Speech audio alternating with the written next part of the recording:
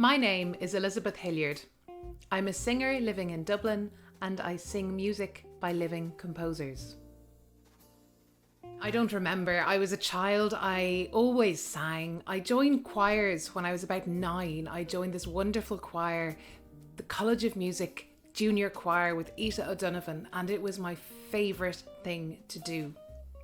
I told my dad, when I grow up, I'm going to sing. And he said, that's not a job. What do you really want to do? Something I've heard quite a lot through my career.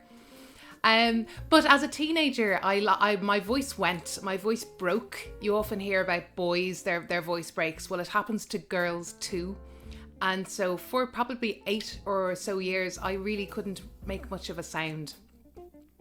I joined college and I joined the choir because it was fun, but I could sing from blah, da, da, da, da, da, da, and then my voice would go again.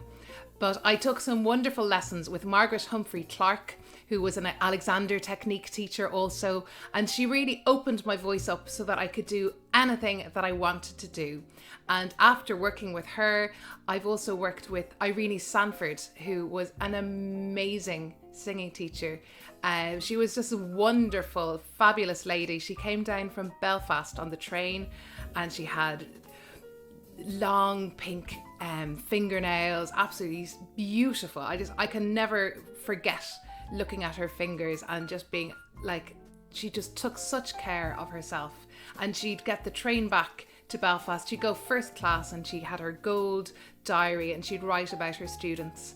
And then more recently, I work with the singing teacher Edith Forrest. As a singer, it's like being an athlete. You're always in training. It's not like you learn how to sing and then you go, okay, I sing now. You're always going back and learning from different people, different coaches, getting advice, training all the time.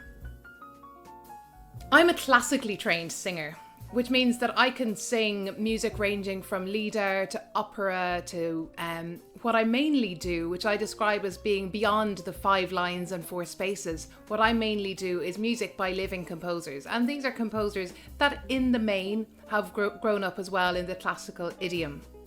Some might have been in rock bands in their teenage years and then moved into formal academic music training.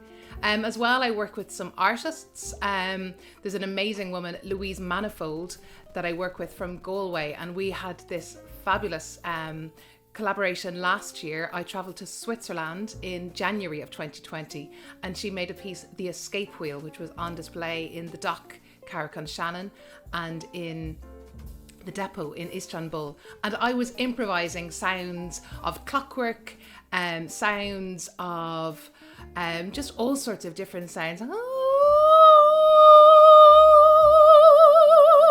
And she combined all these sounds together into this amazing 10-minute film piece. The strangest thing that has happened to me, I would have to say, was on my brother's birthday. He turned 9. I was 10. And I tripped and fell down the stairs. Our cat was outside. We'd recently got a cat and she was crying. We think she might have been in a fight. We were all very worried and I ran down the stairs, except unfortunately I didn't run down the stairs. I ran down 2 stairs and then I was lying face down, unable to breathe, and I'd never been winded before.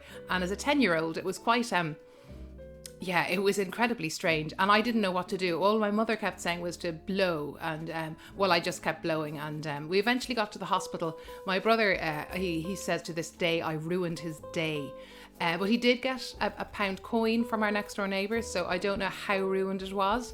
I was brought to hospital, he was brought to next door. And we queued up a long time in Crumlin Children's Hospital. I had an x-ray and at the result of the x-ray said, either fractured or bruised. It's a bit blurred. Depending on, the level of pain would decide as to which it was. So I never knew. It was sore for quite a while afterwards and kind of twinged for a few years later. So I never did know. So my next project is working again with Louise Manifold and Greek composer Evangelia Rigaki. Evangelia has been living here in Dublin, I think since 2008, 2009. She's the head of music in Trinity College Dublin. And we're collaborating together to create a piece about this princess. Well, this is our starting point. This princess who believed she swallowed a glass piano. I'd love if my micro superpower meant that I could get all the things done in my life that I'd love to do. But unfortunately it's not. I really feel possibly my micro superpower is to do with my my singing. Singing isn't really that useful in the world. I don't feel I can change the world. I can't cure people of cancer. I can't bring about world peace. But what I can do is sing, and I can do extraordinary things with my voice, which at times even I wouldn't even think possible. Listening back to recordings of pieces I'm working on, I'm like, how on earth did I do that?